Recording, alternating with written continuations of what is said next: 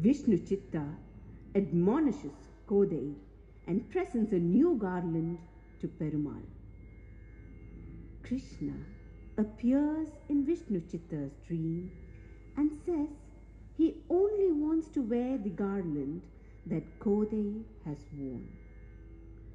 From then, she is known as Andal, the girl who rules over the Lord. At the age of 15, she is taken to the Sri Rangam Ranganatha Swami temple, and here she merges with her beloved Lord in a blaze of glory. Kakkate purva phalgunyam